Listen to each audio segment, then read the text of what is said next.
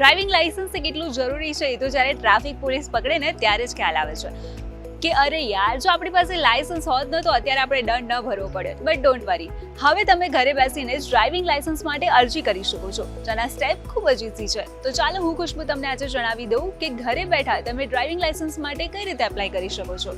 તો આ માટે તમારે કેટલાક ડોક્યુમેન્ટ્સની જરૂર પડશે અને લેપટોપ કે કમ્પ્યુટરની પાસપોર્ટ સાઇઝનો ફોટો, સહી, લર્નિંગ લાયસન્સ નંબર અને મોબાઈલ નંબર, આધાર કાર્ડ, રહેઠાણ પ્રમાણપત્ર, એડ્રેસ પ્રૂફ જેમાં રેશન કાર્ડ કે પાન કાર્ડ કે પછી વીજળી બિલ, ડેટ ઓફ બર્થનું સર્ટિફિકેટ જેમાં 10માની માર્કશીટ અથવા જન્મ પ્રમાણપત્ર અથવા ઓળખ કાર્ડ તમે આપી શકો છો. ચાલો હવે ફટાફટ અરજી કરવાની પ્રોસેસ જોઈ લઈએ, જેમાં તમારે કેટલાક સ્ટેપ્સને ફોલો કરવા પડશે. સ્ટેપ 1, સૌપ્રથમ sarthi.parivahan.government.in પર જાઓ. ત્યાં તમારું રાજ્ય પસંદ કરો, ન્યૂ ડ્રાઇવિંગ લાયસન્સ પર ક્લિક કરો અને આ વિકલ્પ ડ્રાઇવિંગ લાયસન્સ મેનુમાં દેખાશે. હવે તમારે ડ્રાઇવિંગ લાયસન્સ નંબર અને ડેટ ઓફ બર્થ ફિલઅપ કરો. હવે અરજી ફોર્મ ભરવાનું રહેશે. આગળ વધવા માટે નેક્સ્ટ બટન પર ટેપ કરો. હવે તમારે મૂળ દસ્તાવેજો અને ફી સ્લીપ સાથે નિર્ધારિત સમયે આરટીઓ જવાનું થશે.